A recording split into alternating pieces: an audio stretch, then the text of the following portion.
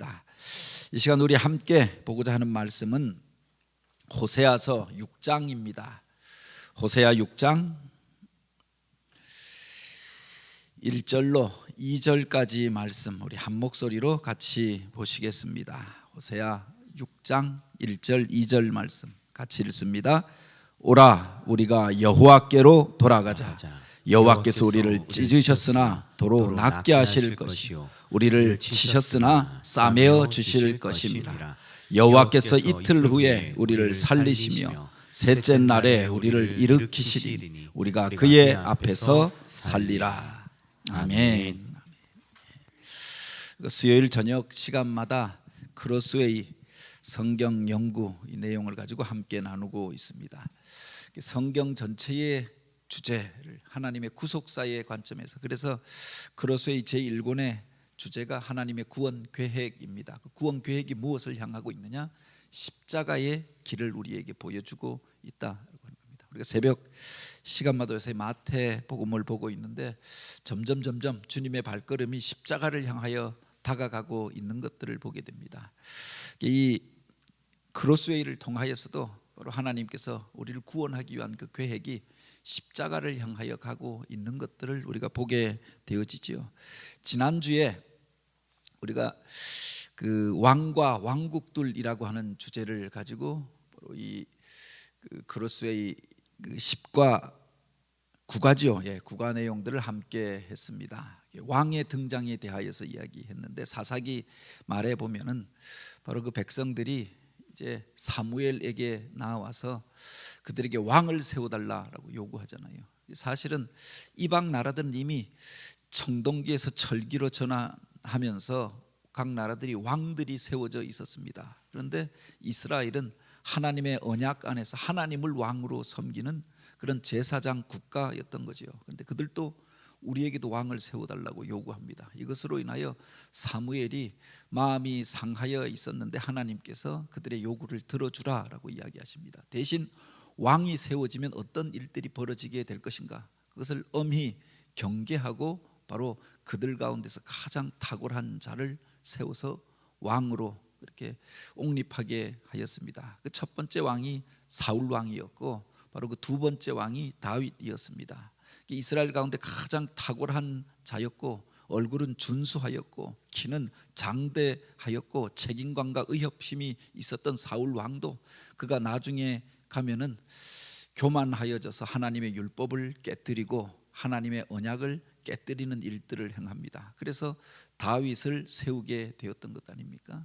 그 다윗이 왕이 된 이후에 하나님 앞에서 신실하게 행하고 하나님의 성전을 짓고자 하는 그 마음을 하나님께서 기쁘게 여기시고 그에게 다윗 언약을 그렇게 베풀어 주십니다. 그 첫 번째가 내가 너로 위대한 자가 되게 하겠다, 위대한 그 사람으로 불려지게 하겠다라고 하시고, 그 두 번째 말씀이 그 위를 견고하게 하고 내 자손들이 바로 그 왕위에 앉게 하리라라고 약속하십니다. 그리고 세 번째가 영원한 그 자손들을 통하여 자손 가운데 영원한 성전을 지어서 바로 하나님을 예배하게 할 것이다 라고 세 가지 언약을 주셨는데 그 마음만으로도 하나님 앞에 인정받았던 이가 다윗이었지요. 그런데 나중에 가면 그도 그렇게 실수하고 범죄함으로 인해 가정에 여러 가지 혼란스러운 일들이 벌어지게 되어집니다. 그리고 그 아들 솔로몬이 왕이 되어지는데 그가 아버지가 받았던 그 축복을 사모하면서 왕이 되면서 성전을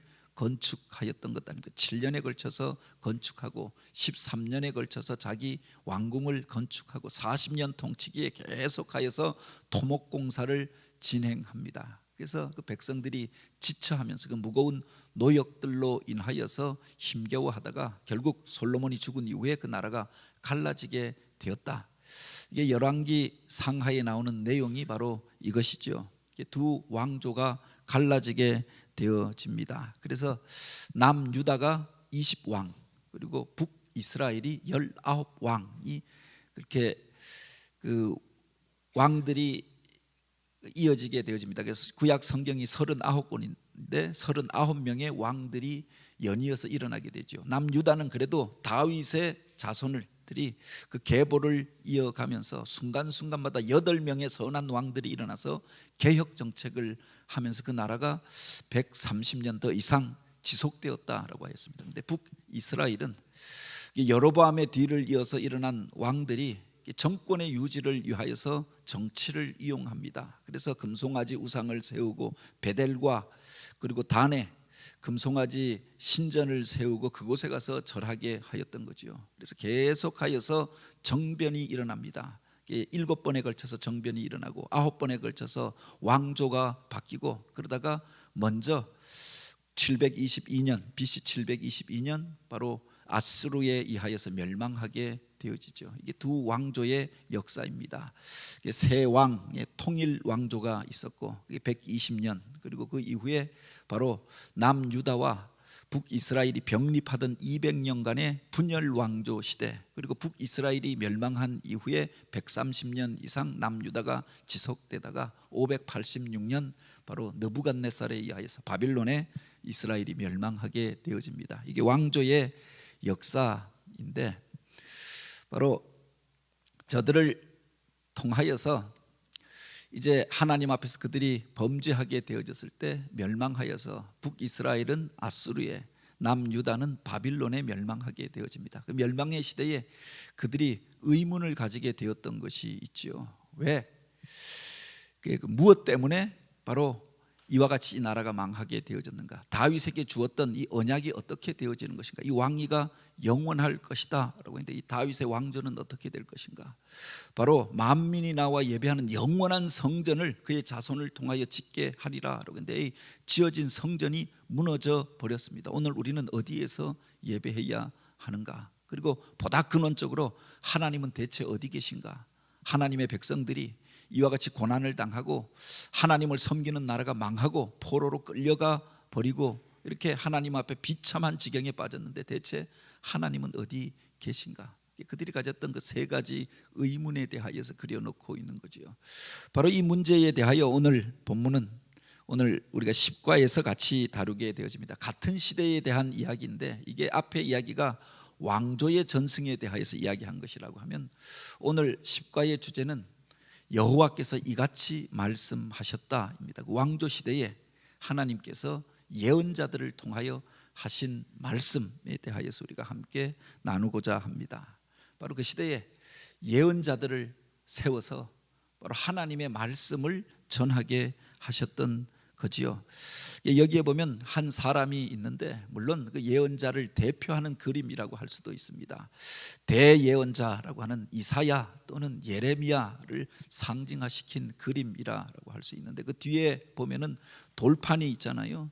그 돌판이 하나님의 언약의 돌판이 깨어져 버렸다라고 하는 겁니다. 이스라엘 백성들이 하나님의 언약을 지키지 아니하고 그 말씀대로 살지 아니하고 엉뚱한 것들을 쫓아가면서 이제 이 나라가 망하게 될 것이다 경고하였던 사람들, 그들이 바로 예언자들이었다라고 하는 겁니다. 그 예언자를 가리키는 여러 가지 말들이 있습니다. 선지자라고도 하고 성견자라고도 이야기하죠. 호세라고도 말하고 로에라고도 이야기하는데 호세라고 하는 말은 선지자입니다.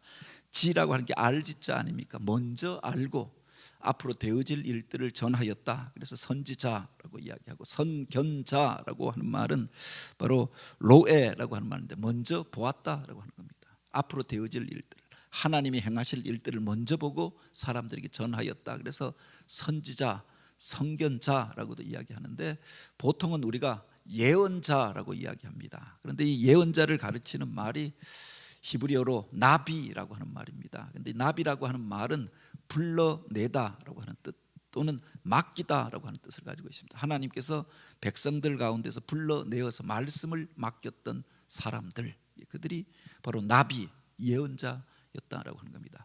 그 중에는 그렇게 목동도 있었고 농부도 있었고 또한 그 중에 시인도 있었고 그 세상 가운데에서 그렇게 머물러 살아가던 사람들도 있었죠. 여러 사람들을 불러서 삶의 자리에서 불러서 당신의 말씀을 맡겨서 그것을 전하게 하였다라고 하는 겁니다. 그들이 전하였던 메시지에 반복되어지는 것이 여호와께서 이와 같이 말씀하셨다라고 합니다. 자기 말을 전했던 사람들이 아니라 하나님이 이것을 전하라라고 한 말을 전했던 사람들, 그들이 바로 예언자였다라고 하는 겁니다. 우리가 흔히 예언자를 생각할 때 예언하다라고 하는 게 미래 일들을 점치는 사람을 예언이라고 생각하는데, 여기서 예자가 무슨 예자냐? 맡길 예자입니다. 우리가 예금하다, 돈을 은행에다가 맡기잖아요.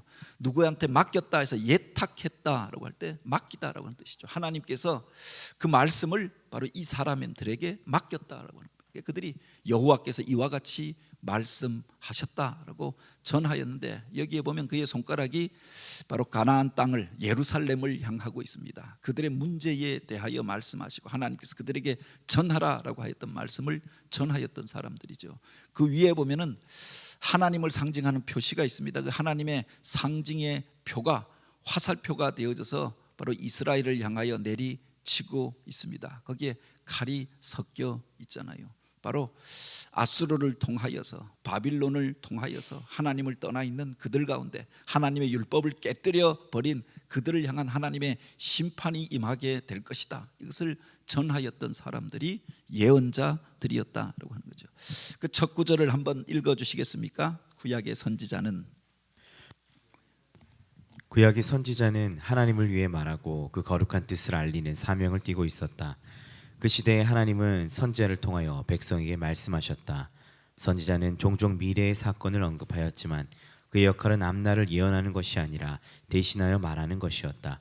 오늘날 우리는 일반적으로 이사야에서 말라기까지의 책을 예언서라고 부르나 유대인들은 여호수아, 사사기, 사무엘 상하, 열왕기 상하를 전기 예언서, 그리고 이사야, 예레미야, 에스겔, 호세아에서 말라기까지의 소선지자를 후기 예언서로 구분한다. 선지자들은 반복적으로 그 백성들의 죄악에 대하여 날카롭게 공박하였는데, 이스라엘 백성이 시내산에서 하나님과 맺었던 언약을 무시하고 왜곡시키는 죄악을 범하였다고 지적하고 하나님의 진노하심이 다가오고 있음을 경고하였다. 선지자들은 그 메시지를 격렬한 어조로 전달하였으며 그 말한 것을 강조하기 위해 행동의 언어를 사용하였다.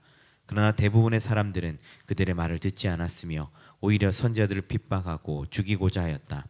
선지자들은 하나님께서 그 백성을 연단시키기 위해 주변의 나라들을 들어 사용하실 것이라고 경고하였다. 이스라엘 백성들이, 유대인들이 성경을 분류하는 방식이 있습니다. 맨 앞에 나오는 그 5권의 책을 모세오경 토라라고 이야기하고, 그 이후에 나오는 대부분의 시가서를 빼놓고는 바로 네비임이라고 이야기하는데, 그걸 예언서라고 이야기합니다. 우리가 역사서라고 이야기하는 여호수아, 사사기, 사무엘 상하, 열왕기 상하까지 다 그들은 정기 예언서라고 부릅니다.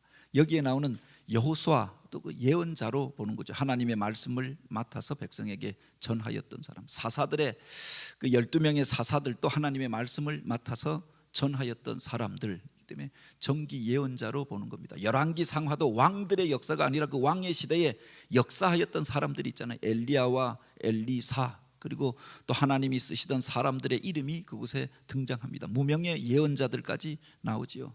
예언자들을 통하여 이스라엘에게 주셨던 말씀이다라고 하는 의미로 바로 이와 같은 역사서를 다 정기 예언서라고 이야기하고, 우리가 흔히 예언서라고 이야기하는 이사야, 예레미야, 그리고 다니엘과 에스겔, 물론 다니엘은 묵시록으로 따로 묵기도 합니다. 그리고 그 뒤에 호세야에서부터 말라기까지 12권의 소선지자, 이것을 후기 예언서라고 이야기합니다. 이렇게 보면 성경 안에서 예언서라고 불려지는 것이 바로 구약 성경의 3분의 2를 차지하고 신약 성경보다 더 많은 분량을 차지하지요.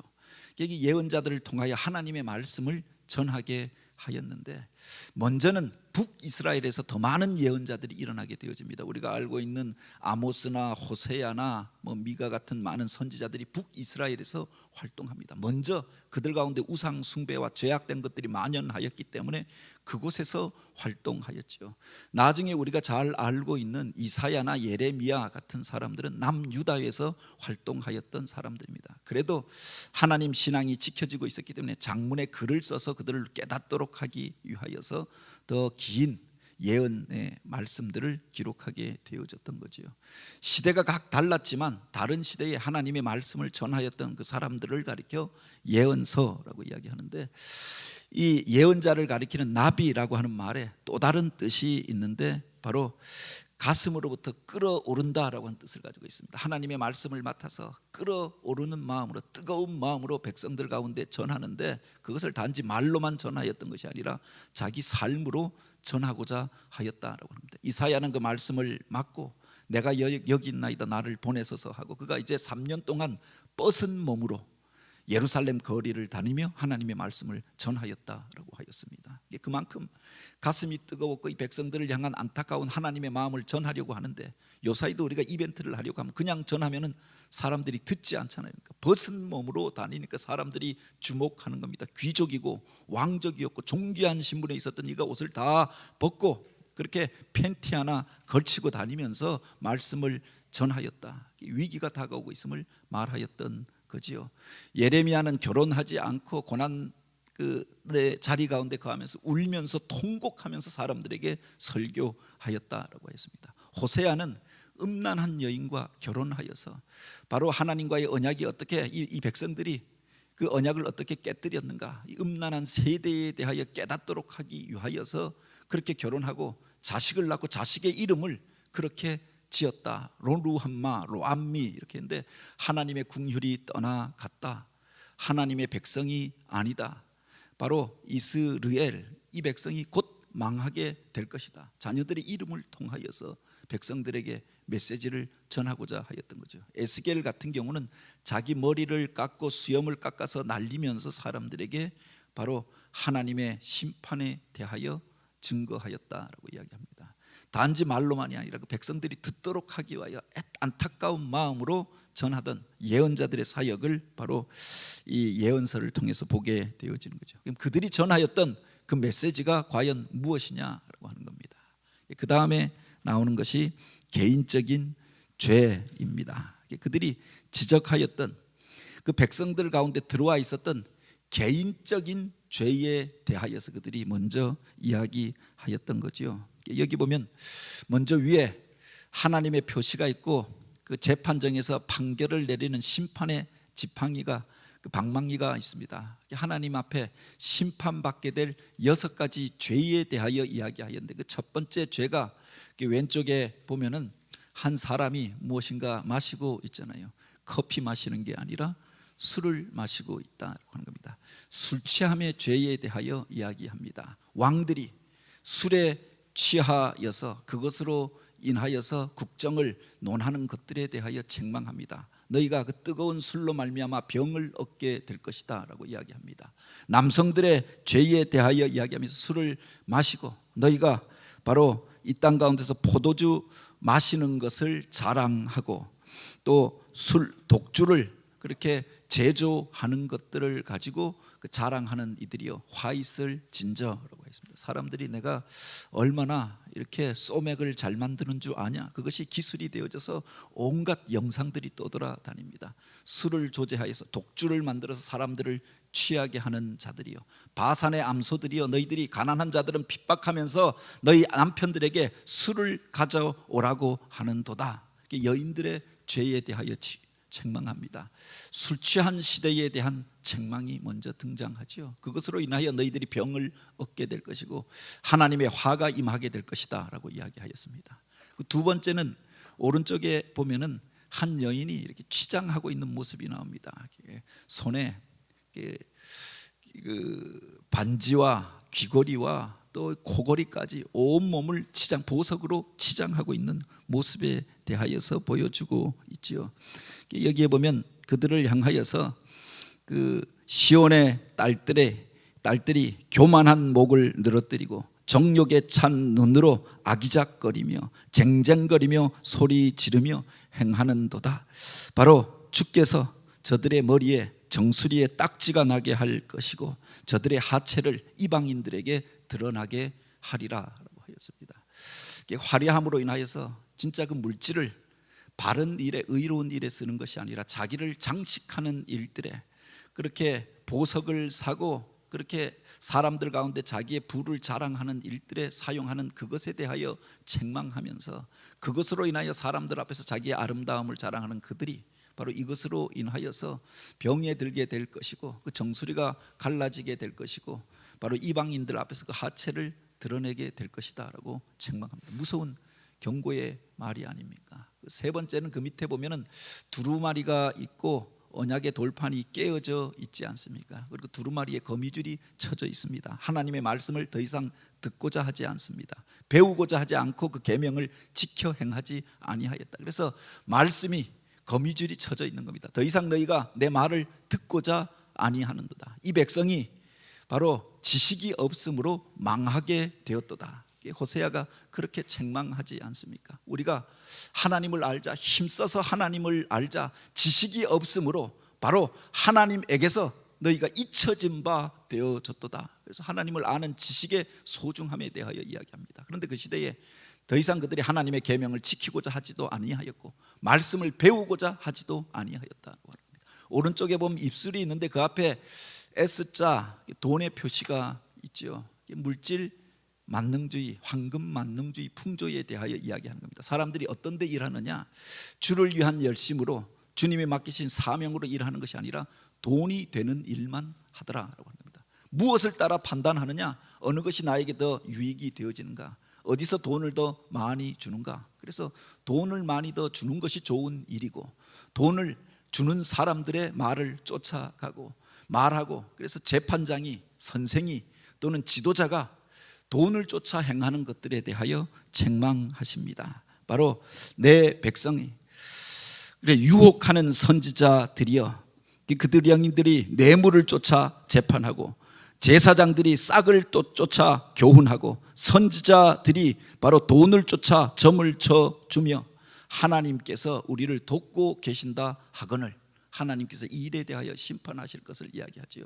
하나님을 믿는다고 하는 사람들도 돈을 쫓아서 행하면서 돈 받아야 점을 쳐주고 있고 돈 받아야 딴 사람들에게 축복을 해주고 있고 돈 받는 사람들 편에 서서 바로 재판을 하고 있는 이와 같은 세상의 풍조에 대하여 하나님의 심판이 있을 것이다 라고 경고하는 거죠. 그리고 다섯 번째에 보면 저울이 있습니다. 저울인데 약간 끼우뚱하잖아요. 그런데 중간에 물음표가 있습니다. 이 저울이 중요한 것이 장사하는 사람들에게 저울을 무게를 달아서 물건을 팔고 또 제품을 비교하고 판단하는 것 아닙니까? 그런데 바로 거짓과 속임수로 물건을 파는 상인들을 향하여 책망하는 겁니다. 우리가 정직하게 해서 돈을 버는 것이 아니라 성실하게 해서 장사를 하는 것이 아니라 거짓과 속임수로 저울을 속여서 행하는 이들 가운데 심판이 있을 것이며 그 시대에 바로 이와 같은 속임수가 난무하였다라고 하는 것을 알 수가 있지요. 그리고 오른쪽에 보면 불의한 재판에 대하여 이야기합니다. 권세 가진 자들이 공의를 확립하고 그 백성들에 대하여서 바로 이끌어야 할 책임을 가진 자들이 하나님의 뜻에 반한 거짓과 속임수, 사기를 일삼으며 가난한 자들을 착취하였다고 합니다. 그 중에서 가장 악한 것이 무엇이냐? 오늘 우리가 이 세상 가운데서도 가장 존귀한 자리에, 문과 계통에서는 가장 높은 자리에 올라갈 수 있는 게 바로 검사, 판사가 되는 것이다 라고 이야기하는데, 가장 타락한 것이 뭐냐면 재판이 타락하게 되어졌을 때, 그것이 공의를 따라 판단하고 선악을 따라 판단하는 게 아니라 권력자들을 쫓아서 판단하고 돈을 쫓아서 판단하게 되어졌을 때 하나님께서 바로 이것에 대하여 묵과하지 아니하시리라라고 하였습니다. 그 시대의 풍조에 대하여 설명하고 있는데 바로 이와 같은 개인적인 죄들이 백성들 안에 들어와 있었다라고 하는 겁니다. 술 취함의 죄가 바로 방탕한 삶이 들어오고 사치와 방종 가운데 머물러 있었고 하나님의 언약을, 말씀을 따라 행하지 아니하였고 바로 물질을 쫓아 판단하고 행하고 거짓과 속임수가 난무하고 재판은 있다고 하는데 불의한 재판들이 난무하는 그 시대를 향하여서 바로 하나님의 심판이 있을 것이다 라고 경고하였던 거지요. 이것이 바로 그 시대만의 문제이냐라고 하는 겁니다. 그래서 바로 예언자들을 통하여서 그들에게 통렬하게 그들 속에 있는 죄에 대하여서 선포하게 하였는데 오늘 우리 시대의 백성들이 예언자의 말을 듣지 아니함으로 인하여 멸망의 길로 치달아가고 있다라고 하였습니다. 그 시대에 그들이 예언자들이 이야기할 때 그들을 향하여서 세상 물정 모르는 사람들이라고 비난합니다. 이상한 말들 한다라고 돌매를 던집니다. 그래서 고난당하고 박해당하고, 그래서 수많은 예언자들이 순교하고 죽고 그렇게 되어지지 않았습니까? 회개하지 아니할 때 심판이 그들 가운데 바로 어느 날 다가오게 되었다고 하는 거죠. 개인적인 죄만 있었던 것이 아니라 그 뒷장을 한번 넘겨보시죠. 그 뒷장에 보면은 국가적인 죄가 있습니다. 그림을 그려 놓았는데 여기에 보면 네 가지 국가적인 죄가 있고 그들의 이상에 대하여서 그려놓고 결과에 대하여서 그려놓고 있습니다. 그 국가가, 그 나라가 행하고 있었던 일들에 대하여 이야기합니다. 하나님을 섬기도록 구별된 나라였고 거룩한 제사장의 나라로 바로 이스라엘을 부르고 세우지 않았습니까? 그 언약 안에서 바로 하나님의 복을 누리게 되어지고 이방을 비추는 빛으로 그 나라를 세웠는데, 여기에 보면 그 첫 번째 왼쪽 오른쪽 위에 보면 큰 성곽을 지어놓고 있고 요새를 지어놓고 있고 그 밑에 칼을 준비합니다. 그들이 그 나라를 지키기 위하여서는 요새를 지어야 한다, 성곽을 지어야 한다. 그래서 예루살렘 성을 몇 번에 걸쳐서 중수하여서 2중 3중으로 짓습니다. 각 처마다 굳고 성을 지어 놓지요. 군비를 확충합니다. 그래서 바로 이방 나라들과 대결하여 이길 수 있도록 군비 확충에 왕들이 힘썼다라고 하는 겁니다.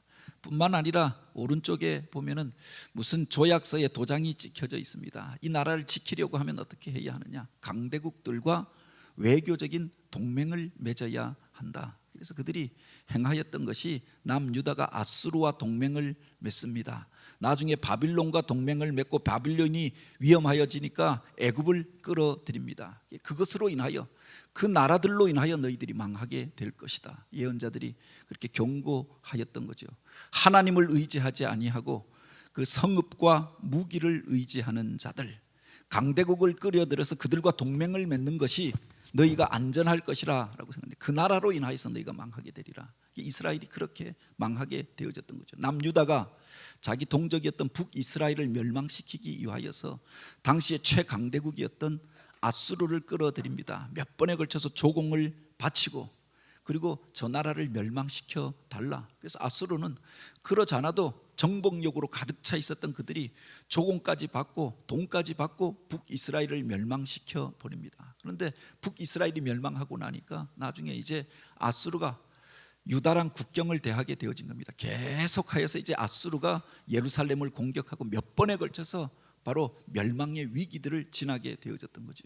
왕들의 잘못된 정책으로 인하여서 그 후대가 그것으로 인하여 그 비참한 그 운명들을 맞이하게 되어집니다. 그래서 아수르에 대항하기 위하여서 바빌론의 구원을 요청합니다. 바빌론이 쳐들어와서 결국은 남유다를 멸망시켜 버렸던 것 아닙니까? 그들이 얼마나 어리석었느냐, 강대국들을 끌어들이는 겁니다. 아수르가 바빌론이 일어나니까 이제 애굽이 우리를 도와주지 아니할까. 그래서 애굽의 바로에게 구원을 요청합니다. 자기 나라에서 전쟁이 벌어지게 되어지는 겁니다. 그게 무기또 전쟁이라고 해서 그곳에서 바로 애굽의 군대와 바빌론의 군대가 부딪혀서 사상 가장 큰 그렇게 격렬한 전쟁이 벌어지게 되어지죠. 바로 북이스라엘의 그 땅이 초토화되어져 버리고 말았다라고 합니다. 그런데 우리가 기억해야 할 것이 이 나라 백성들이, 이 나라의 지도자들이 이런 일들을 예나 지금이나 행하고 있다라고 하는 겁니다. 과거에 해방 우리나라가 구한 말에 그렇게 해서 망하지 않았습니까? 친일파, 친러파, 그리고 친청파, 그리고 그 각 나라들을 끌어들여서 이 나라가 우리를 도와줄 것이라고 생각하였습니다. 나중에 보니까 일본이 바로 청나라를 물리칠 수 있겠다. 일본을 끌어들인 사람이 누구냐? 바로 우리나라 백성들이고 우리나라의 지식인이라고 하는 사람들이죠. 그들이 들어와서 그 군대가 들어온 이후에 나간 경우가 없습니다. 패하여서 망하여지 아니하면 나가지 아니하였다. 결국은 그들에 의하여서 바로 식민지가 되어졌던 것 아닙니까? 계속하여서 강대국들을 끌어들입니다. 그것이 나라가 사는 길이라고 생각하는데 사실은 그들에 의하여서 나라의 그 권한들이 침해되어져 버리는 것 아닙니까? 과거에 이 땅에서 청일 전쟁이 일어나고 러일 전쟁이 일어나고 이 땅에 살고 있었던 백성들이 그 피해를 입지 않았습니까?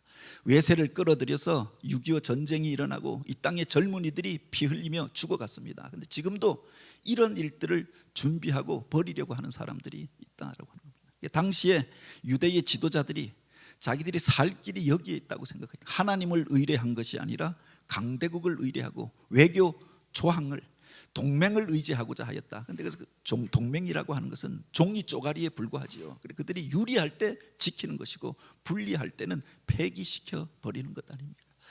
왼쪽에 보면 그래서 그 그물에 들어있는 그 비둘기가 나와 있습니다. 바로 그들이 조항을 맺으면서 자기가 평화를 원하여서 조항을 맺었지만 그 평화가 그물에 갇혀져서 그것 때문에 그들이 올무에 걸리게 되어졌던 것에 대하여 이야기하죠. 오른쪽에 보면은 그들의 성취를 자랑하기 위하여 세운 비석이 있습니다. 그 비석 밑에 무엇이 있느냐? 바로 맹수가 도사리고 있는 것 아닙니까? 내가 이와 같이 내 때에 이와 같은 업적을 세웠다. 비석을 세우고 왕들이 자랑하였습니다. 그런데 그것이 맹수를 불러들이는 일이 되어졌고 그 맹수가 이제 도사림이 언제든 약하여져 있을 때 저들을 집어삼키리라. 도사리는 위기를 자초하게 되어졌던 거죠. 바로 이와 같은 네 가지 국가적인 위기를 만들어내는 상황들을 그려놓고 있는 겁니다. 그 중간에 그 속에서 그들은 이제 그 돌을 떠다가 대리석 집을 짓고 넓은 정원을 만들고 그리고 밑에 보면 포도송이들이 있죠. 포도원을 만들고 오늘 우리가 이제 평화롭도다.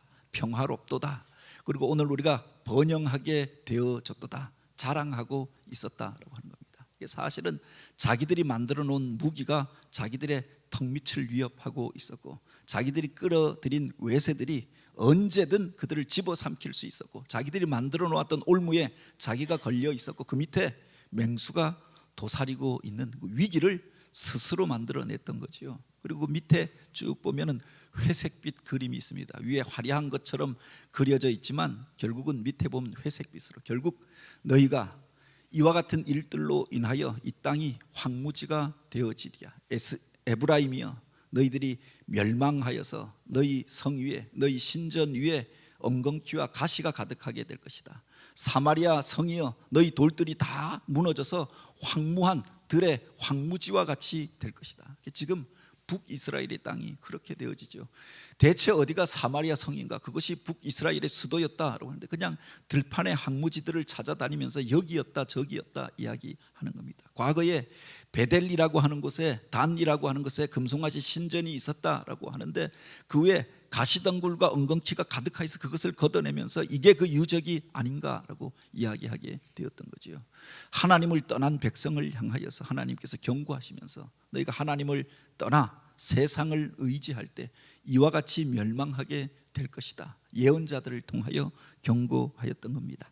이 부분 하나님은 한번 읽어주시겠습니다. 하나님은 여러 가지 방법으로 자신의 권능과 은혜를 이스라엘 백성에게 나타내셨다. 압제에서 구원하여 내시고 광야에서 필요한 것들을 공급하시며 약속의 땅으로 인도하고 그 땅을 그들에게 주셨다. 그러나 이스라엘 백성은 하나님으로부터 점점 멀리 떠나가며 그들은 그 땅에서 자신들의 안전을 도모하기 위해 그들 나름대로의 요새지를 구축하려 했다. 이스라엘 백성들은 외부의 적을 막고 자신들의 안전을 도모하기 위해 요새지를 구축하고 무기를 생산하는 데 주력하였다.